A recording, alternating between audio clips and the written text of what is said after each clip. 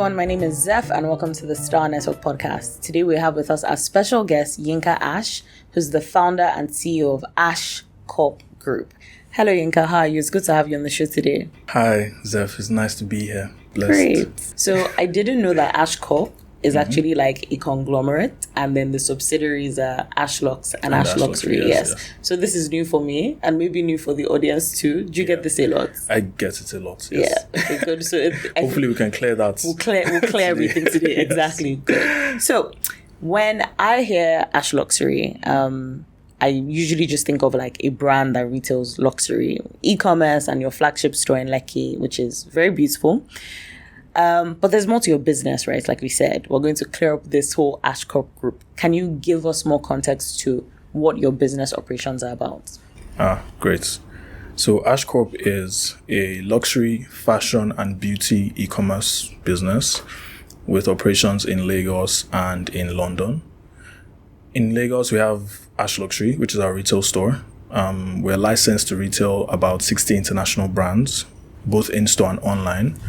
For international brands, we have from Casablanca, Coperni, Diesel, Bowman, Margiela, brands like that. But for Black-owned African brands, we have Daily Paper, Arte Antwerp, we have Rendell, we have Oyato. We have quite a few brands. It's a mix of international and local brands. And yeah, that's what we do. Amazing. That's really cool. It's so funny. Like, I actually didn't realize you had other local Nigerian brands. I thought the only local brand was just AshLux, but now I'm going to check the website. But that's really cool. I'm very curious, right? Because when you think about luxury, or me personally, when I think about luxury, the first thing that would come to my mind is I'll wait until I travel and I'll just get that bag or the shoe or whatever it is that I want. Or if I know that there's no travel within the next 3 months, I will then use a personal shopper. But you have gone over beyond to to sort of make room for people's demand by then creating, I'm going to have a store that would retail luxury products and an online store as well. I'm very curious to what the demand was like, or rather not the demand. The demand is there, but I'm curious to know, did you find that people were coming to the store and shopping online to buy those luxury brands in Nigeria? Or did you find that people were just saying, you know what, it's either too expensive, let me just wait until I go abroad? Initially, when I started, most people wanted to travel abroad. The luxury fashion industry in Nigeria is so fragmented. We have personal shoppers and little stores here and there. Most people can't tell what's authentic or not. And naturally, people traveled abroad before they bought luxury goods. And more so 15 years ago than now. Now they just come to AshLuxury. But then when I started, I noticed how difficult it was for people to buy luxury online. So there were issues from logistics to customs to card limits. And I saw an opportunity there. So I decided to start helping people. So I went to the banks, I got dollar cards and everything. I started helping people purchase things for a commission. And that's how I started the business. I was doing that for a while. My first 100 orders were pre-orders. So this took me about 2 years. It was literally bootstrapped from the ground up. We're doing that for about 2 years. And after a while, I started to understand what people wanted. And people started getting more impatient. That's my customers. They wanted things now. They didn't want to wait 2 weeks anymore. So I started to look at the data. I started to talk to customers.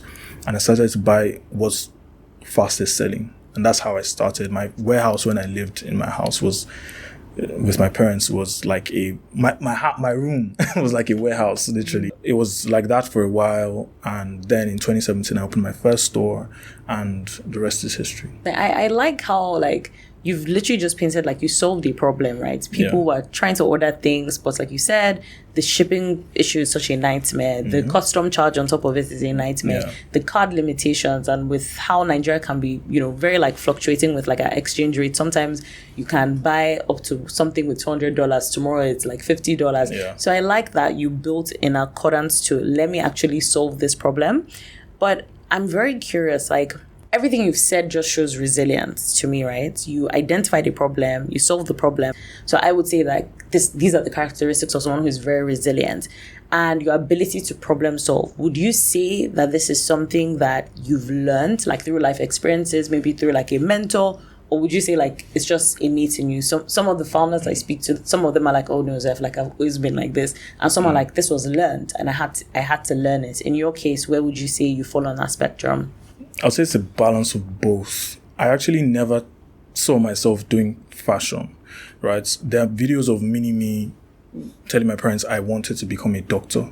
Like as a teenager, I read all Ben Carson books, Think Big, Gifted Hands, and I was so convinced I was going to become a neurosurgeon. That's why I did my first degree in biochemistry. But throughout my life, I've held a few leadership positions.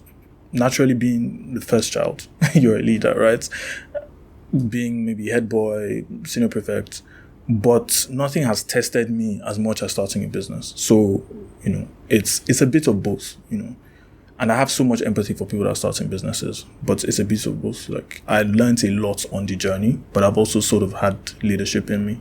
I didn't know that you had a medical background with biochemistry. I don't think I saw this in your bio, but I'm happy you shared it with the audience. Right. And it's very important, right, when people listen, because I find that, a lot of the audience or guests, people who are interested in the podcast, for them, it's like, this career path right now, let's say someone is an engineer or an architect, but there's just something else that is calling them in a completely different area. It could even be going into film. What business does an architect have into? But I feel like with your story and for someone who's listening, I think it's just testament that you can literally try anything. You have to try your hands.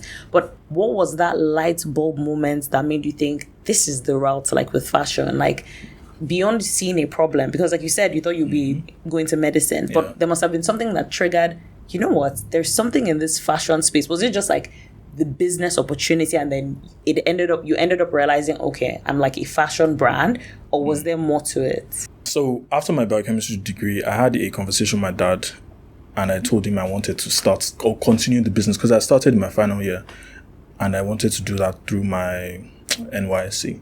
And he was open to it. He said, yeah, go ahead. Like, let's see what comes out of that. So just having that support, like, go ahead, it really, really like pushed me to try and achieve as much as I could in that first year. But also when you start a business and you see that it's growing constantly, there's almost no going back. Like where I am today, I believe I'm better doing this I feel more accomplished and I feel like I'm chasing my purpose doing this compared to if I was a doctor. Yeah. Yeah, no, so thank you for that. And I love what you said about how your dad was involved to just give you that go ahead. And I think sometimes as business owners, we don't realize how like our formative years like shape us. And I think it's even a lesson for young people who are either parents now or going to be parents one day that you should actually instill that like encouragement in your child, right? Like very similar in my family as well. Like my parents are very surprisingly quite liberal, strict with education. Education is you can't even play with that, right? You must finish it. If they can push you to do a PhD, which someone they push me to do, try, right? But after that, you can test your hands in many things, right? Figure out your talents and look at you today. You would find that in conversations with many people, they don't necessarily have that opportunity or that blessing, right? Their parents would literally sort of like box them into one thing, or a guardian can say, okay, but I don't really see the connection, and they lose out, like you said, on purpose. So I'm happy that you actually shared that. But let's dive now into the fashion aspect of things, which is the fun part for, I'm sure, most people listening. African streetwear. I like that when I saw it on your website, but like, why? And the reason I say why is when I think fashion in the context of like a culture, I would never link the word streetwear, right? I know now it's different with like the Gen Zs and it's such like a trend. Like I guess they're now really emulating that African streetwear. But what made you think about that? It's usually something that's like linked to like culture or like hip hop in like the US. So why African streetwear? So specifically about Ashlux, right? I'll tell you why I started Ashlux. I'll tell you what Ashlux is and what inspired me to keep pushing. So I launched my first collection, Ashlux collection, in December 2018. And it was called Scout 10 at the time. The problem I saw, again, was I was talking to a lot of customers and we're trying to figure out what the best t-shirt was, what the perfect t-shirt was. I had access to all the cuts and fits of all these international brands. A lot of brands ticked some of the boxes, but none of the brands ticked all the boxes. Like either the neck wasn't right, it was oversized, was just something wrong, or the fabric was too light or too heavy, you know. So I decided I would start Ashlux, and that's why we started. Then Ashlux. So it has evolved from being a t-shirt brand to being a luxury fashion brand. And even now you can sort of say it's a community. It's a lot of people wearing the brand, identified with the brand. And it's evolved from being a t-shirt brand, a community. And in my head, it's like a project. It's an art project. Because as an art project, it's not just one thing. It's not unidirectional. With Ashlux, I've dropped collections. I have dropped a documentary. I've done a few short films. I've thrown a few parties. It can be anything, right? As long as you stay true to our identity. And the Ashlux identity is literally native aesthetics, like exploring native aesthetics through the lens of, like, through a modern lens, you know, making it aspirational, but through a modern lens. So when I mean native aesthetics, I'm not talking about like traditional wear. I'm talking about something that's native to Africa, something that owes its origin to Africa. And that's how we started. And you know, what inspired me or what inspires me to keep pushing and to keep doing everything I'm doing with Ashlux is we explore eras, we explore icons, we explore events that have happened in past, cultural events. If you look at a few of our past collections, Festac 77 collection, it explored Queen Idia's sculptural portraits. That's like when you see Festac 77, you think Queen Idia's sculptural portrait. We explored that. We explored Kalakuta Republic with Fela's, you know, imagery. You know, just going back and being able to tell these stories through a brand has been very, very, you know, important for me. Honestly, this is very like new for me to hear, and I'm sure lots of people who really admire your brand. And I love that for you, it's not just, I'm just starting a fashion brand just because there's a demand for it or because fashion is a trendy thing. Yeah. But for you, it's imbibing in our culture of like a people of who we are. And I truly have, you know, a lot of admiration for businesses that do that, where it's now, I'm now understanding that Ashlock, there's a lot of intentionality to every single thing that you do.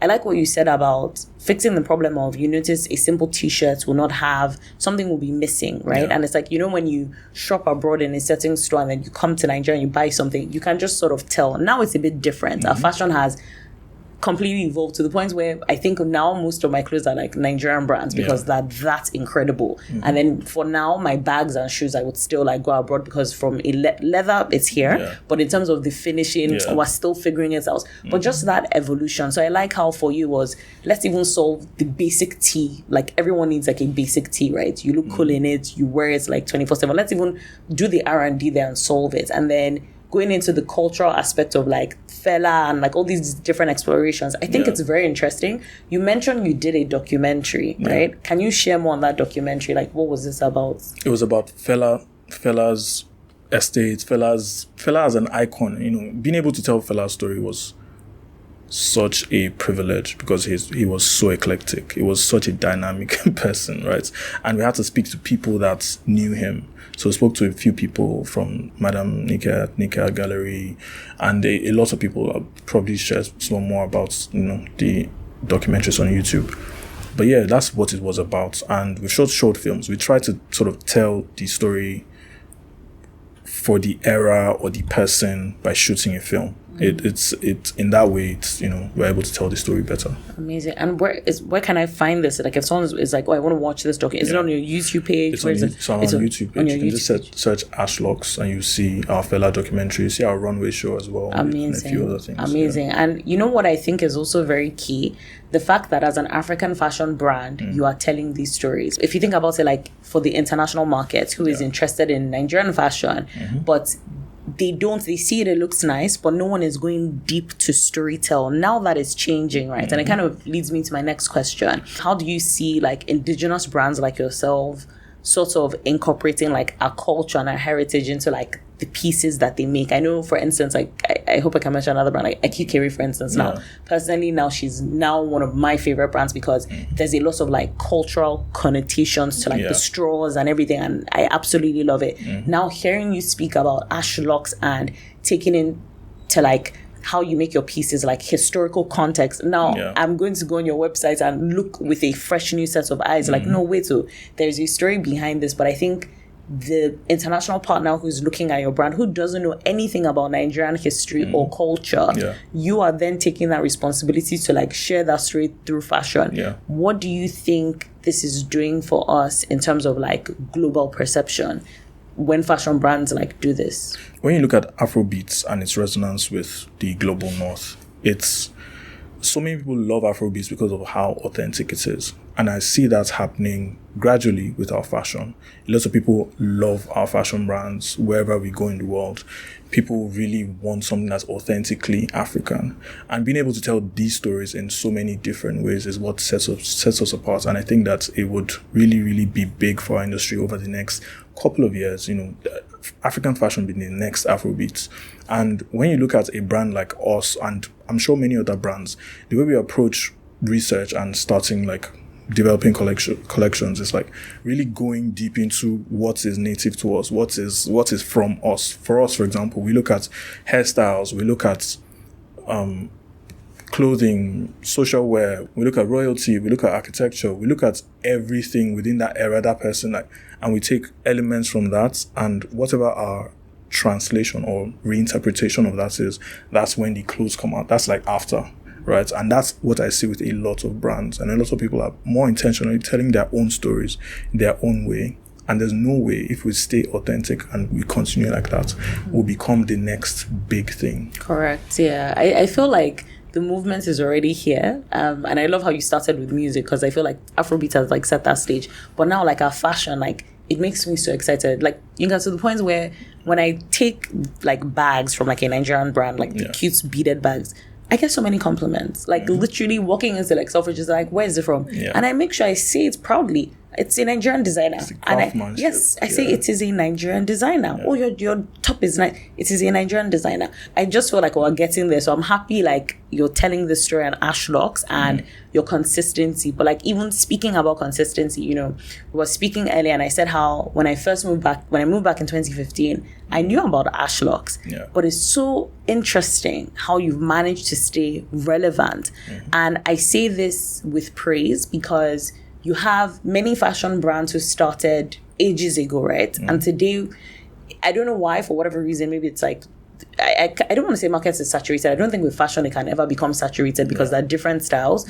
But for whatever reason, they've just not been as relevant. But you've managed to be relevant and consistent. Why do you think that is? So when you start a project and you think longevity, you tend to ask yourself the right questions. And one of the questions that we ask ourselves is, how do we make such a big impact in the customers' lives that they never forget about us?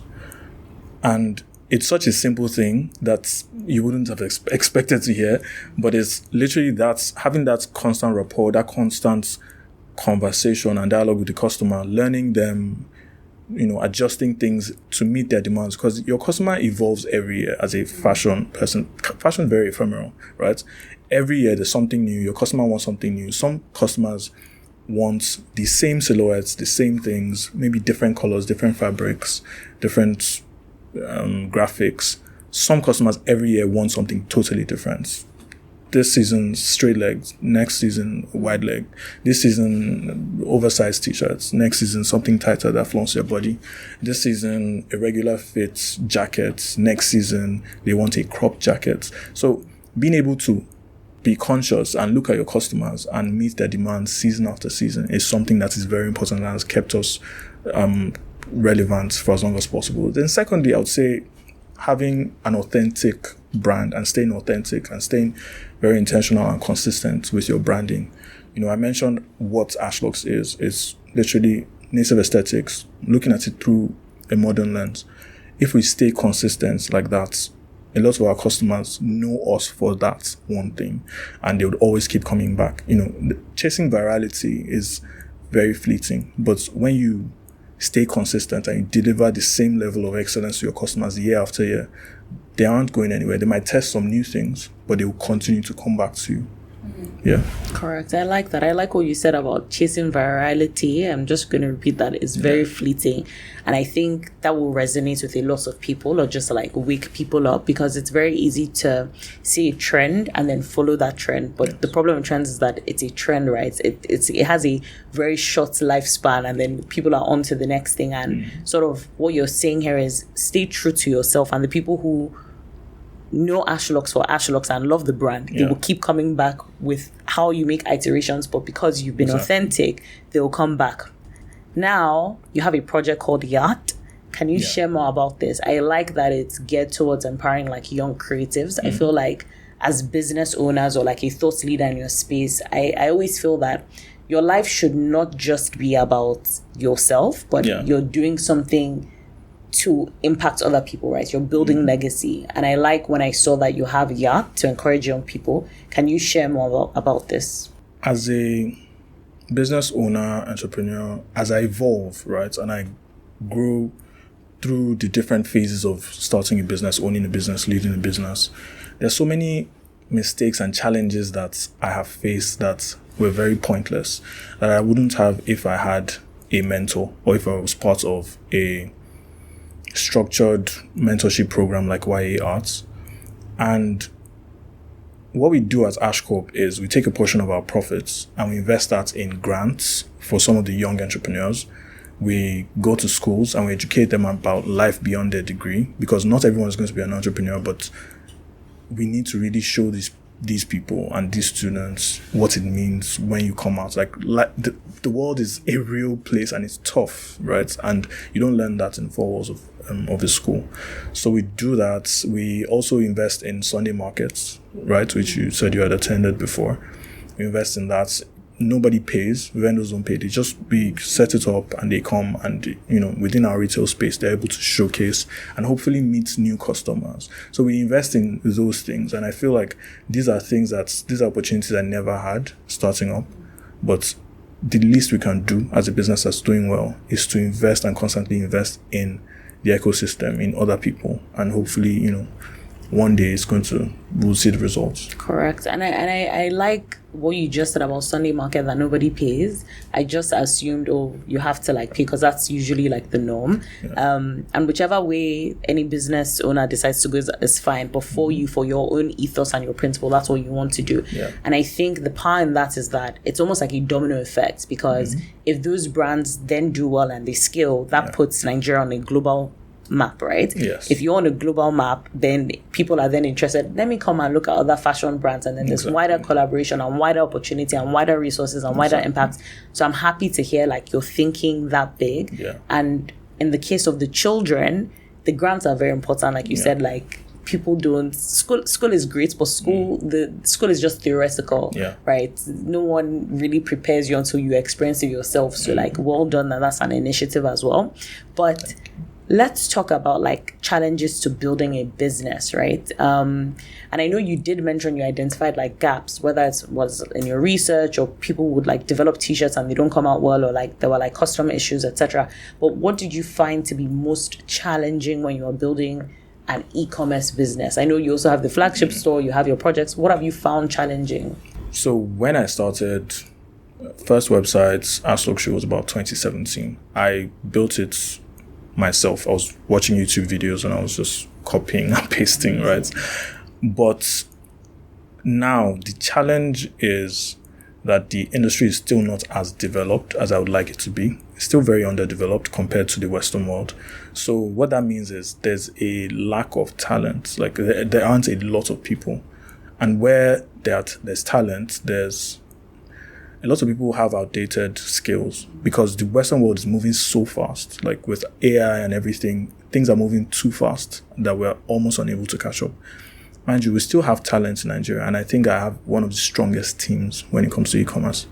But the way we're able to identify and fix the gaps is by having a team in Nigeria and a team in the UK. And these teams work together. And that's how we're able to achieve. But there's so many challenges. Yeah, no, it's interesting you say that, because I don't know whether this is like bias by me being Nigerian. I fundamentally believe Nigerians are the most intelligent people in the world. Yeah. And then it does frighten me when, you meet someone who's a bright mind, and then they're leaving because of like economic reasons. People are jackpot. It just frustrates me, right? But they have to do that, and everyone must do what works for them and their family from an economic perspective. But it then sort of makes me worry. It's like, oh my God, if they go, who's going to build this or who's going to build that? And that's sort of like the principle to which I make decisions in life, or like even like my husband and I to like, okay, why do we actually want to be here? Like, how can we be impactful Nigerians, and how can we work with people around us to pass across that same message? So what you said about talent is true. I think Nigerians will be resilient enough to maybe catch up eventually, because we also are quite competitive. We work with Nigerians in the UK. Oh, incredible. Exactly. That doesn't surprise me. So we'll figure it out. But I like that you highlighted talent, and like just catching up is one thing. And just before we round up, I usually ask people, what is your favorite quote and why? But before we get there, you mentioned you have UK operations, and I know you're launching Ashlux in the UK this summer, which is exciting. Congrats. Can you like share more? What should people be expecting around this? Okay, so I would share, but I also say some of the challenges. I think it's very difficult to expand from Nigeria. Globalization is very difficult generally. So, over the last 3 years, we have done 3 pop-ups. And one of the pop-ups that we did, we had over 2,000 people show up over 3 days, right? And interesting story, about a month ago, I was walking on Regent Street with a member of my team, and we could count how many people were wearing Ashlocks. Like, we literally bumped into people wearing Ashlocks. And it was really exciting. And it just shows us that, London loves us. We love London too, and a lot of our international orders, in fact, majority of our international orders come from the UK. So it's only natural that we would try to launch in the UK and make it a local business in the UK. And beyond that, we're launching with a Lagos to Rio story. So when I speak to a lot of my team members or friends that are Brazilian or have Brazilian heritage, there's so much synergy between our cultures, from our traditional food to dance to religion to even our love for football, right? So I've been able to pick out elements of that with my team and put that into storytelling for the clothes that we're going to drop. And I really look forward to it. There's something very interesting. It's called the capoeira. It's a dance. It's like a Brazilian martial arts dance that was developed by the West Africans, specifically Nigerians, during the slave trade, transatlantic. So that's also a part of it. Like, you see elements of research in the clothes. But beyond that, we're delivering really, really beautiful pieces. Okay, that's amazing. And when in the summer? June, July, when? Yeah, June, July, there'll be drops. Okay. So throughout the summer, post-summer, we're really looking forward to it. Launching UK and Lagos at the same time. Cool, that's incredible. P.S. There is a Brazilian quarters in Lagos, right? And there's a tour. I can't remember that name, but it's so funny that you speak about this Lagos Brazilian like intersection, which I think people know historically, but you don't really hear people talk about it. So I like that you've also done research. You're trying to incorporate this into your pieces. But there is a tour currently going on called Lagos Tours or something, and they're showing people Brazilian quarters. And I was talking to a business yesterday who wants to be on the podcast, and I was saying how there's so many elements like that people just don't know about, like, our country or like as a people. And I like it when brands are intentional to say, come and learn a bit of this history, right? Because it just makes us better as a people. It makes us, I guess, I don't want to use the word cultured, but just better all rounded as a people. So well done. And that's exciting. So now, as we close, what is your favorite quote and why? And if there's anything you want to share with the audience beyond your favorite quote, please feel free to. There's so many quotes. Like, when you look at all the great people that have done great things, there's so many quotes. But someone that stands out is Sam Walton. He founded Walmart. He said something that I would always cherish. There's only one boss, and that's the customer. They have the power to fire everyone from the chairman down just by spending their money somewhere else. And the reason that resonates so deeply with me is because it's so true, and it will never not be true. Your customer is everything. Without a customer, you have no business. So you need to be obsessed with the customer. And that's the only way we've been able to continue to grow. And that's the reason we would never fail as a business because we're so obsessed with the customer and their experience. And yeah, I think that's one thing that resonates with me the most. And I think that's also very important because I think despite Nigerians being very brilliant, you find with a lot of businesses, being customer-centered is just not a priority for them, right? Yeah. It's almost like the business may feel like, but I'm doing you a favor. Just, I think it's a Nigerian thing, to be honest, and you tend to see that more in hospitality. Yeah. But I like how for your brand, this is a very powerful like principle that has kept you guys grounded and kept you guys consistent. And clearly it's evidence because Ashlux is still a topic of discussion. And if you have an activation, it's not... people are not forgetting it's like intentionality, like, oh yeah, Ashlux is doing something, let's go. Yeah. So well done. I must absolutely commend you. I've learned a lot about like your business as a whole. And I'm sure like the audience too is equally surprised, like, wait, what? I don't understand. Like, is this the Ashlux we see on Instagram? Yeah. So honestly, like, well done. And I'm sure as you expand, there'll probably be even like a part 2 session to hear like all the incredible things you're doing. So guys, you've heard it from Yinka on Ashcorp as a conglomerate group. You've heard about the different subsidiaries, Ashlux and AshLuxury. Make sure you're on that website for that UK expansion drop. It's going to be incredible with the intersex between like Lagos and Brazilian heritage. And if you want to learn more about them and what they're up to, follow them on their social media handles, which is, Yinka, what are your handles? Ashcorp Group, and we have AshLux and AshLuxury. Follow us. Great. That's it for now. Till next time. Bye.